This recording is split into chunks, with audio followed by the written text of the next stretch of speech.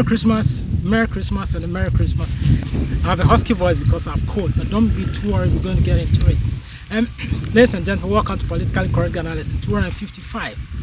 And I'm so grateful, very grateful that you've watched us all year round, such that we have released over 250 episodes. And it's a pleasure in 4 languages. All right, so the name is Kwame Afagbo. Today, being the 23rd of December 2024, what are we going to discuss? We want to look at the economy of Ghana, not because we don't know Christmas, but because the country is in depression. The country Ghana is in depression, economic depression, and so Christmas sometimes must give way to some of these economic issues, because Christmas itself is an economic issue anyway.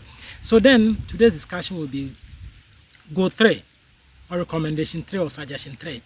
That is increasing incomes and minimizing expenditure of public institutions. And the President-elect John Dramani Mahama of the National Democratic Congress should take note of some of these suggestions, and it may be useful, just maybe.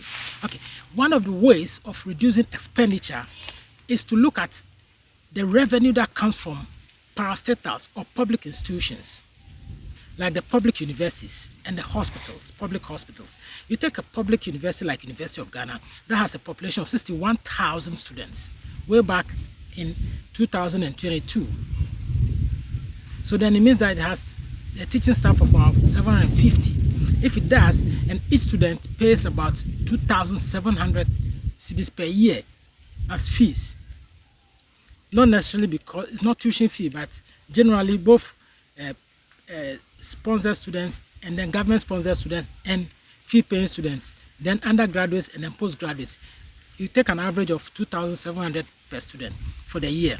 That sums it up to about 162 million Ghana cedis for the year. That's the revenue just for that. Then if you look at the teachers and the remuneration, recurring expenditure like remuneration, salaries and allowances, you pay a teacher, say 7,000. I know we call them lecturers, but generally they are teachers. You pay a teacher, say 7,000 cedis.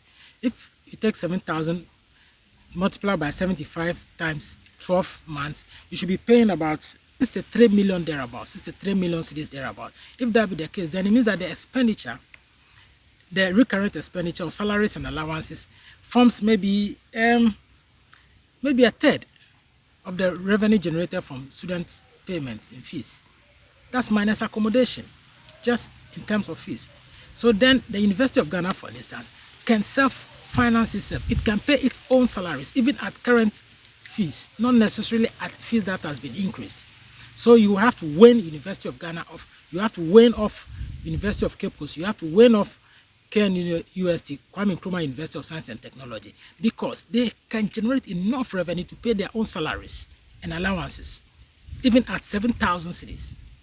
And there are other institutions, public institutions like that can also pay, like UDS, UHAS, that's the University of Development Studies, then that of the whole university and others. They can all pay.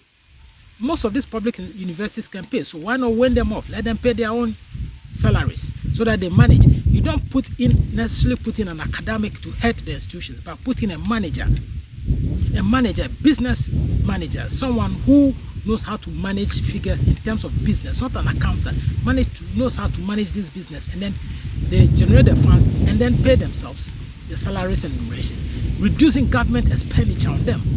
Look at the hospitals. For instance, Kolebu Teaching Hospital, which is the #1 hospital in Ghana, has a traffic of 400,000 patients in a year. Granted that each patient pays about 500 cedis, just 500 cedis on average.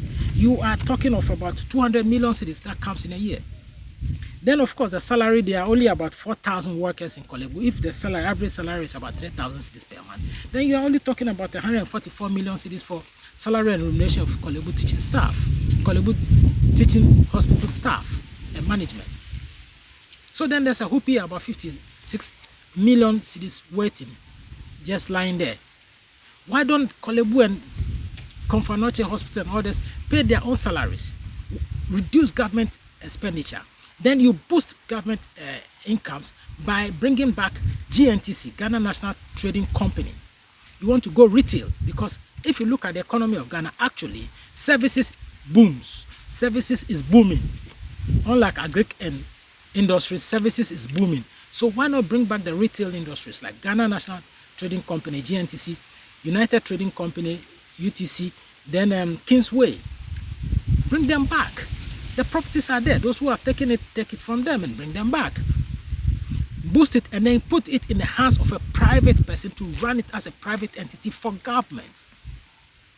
Take note, you run it as a government-owned property, but you run it as a private entity for government to make it for-profit entity.